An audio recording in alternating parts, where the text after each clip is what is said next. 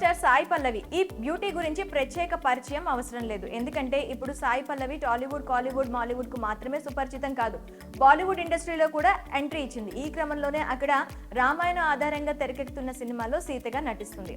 ఈ విషయం పక్కన పెడితే సాయి పల్లవికి పూజా కన్నన్ అనే సోదరి ఉన్న విషయం తెలిసిందే.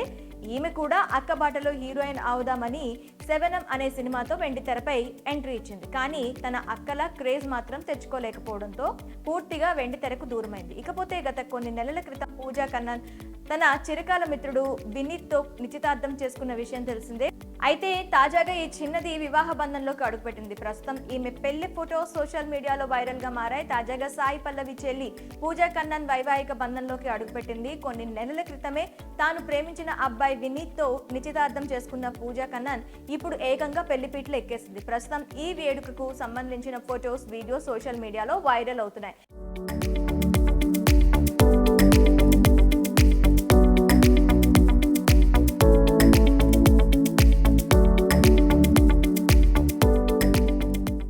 రెండు కుటుంబాల సన్నిహితులు, బంధువుల మధ్య సాయి పల్లవి చెల్లెలు పూజ పెళ్లి అంగరంగ వైభవంగా జరిగింది. అయితే వీరి వివాహం గురువారం ఉదయం జరిగినట్లు తెలుస్తోంది. ఇక చెల్లెలు పెళ్లిలో సాయి పల్లవి మరోసారి తన డాన్స్ తో అదరగొట్టేసింది. కాగా ప్రస్తుతం సాయి పల్లవి డాన్స్ కు సంబంధించిన వీడియో నెట్టింట వైరల్ గా మారింది.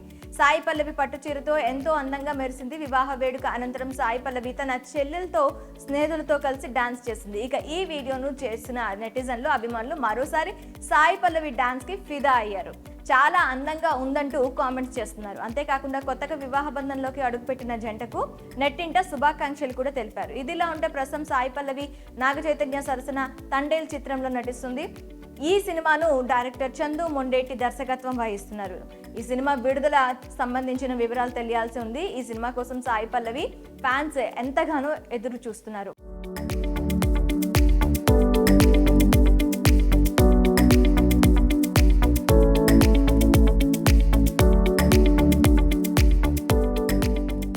ఈ సినిమాలో ఆమె ఏ స్థాయిలో ఆకట్టుకోనుందో తెలియాలంటే విడుదల వరకు ఆగక తప్పదు. మొత్తంగా తన చెల్లి పెళ్లిలో సాయి పల్లవి చేసిన డాన్స్ పై మీ అభిప్రాయాలను కామెంట్ రూపంలో మాకు తెలపండి.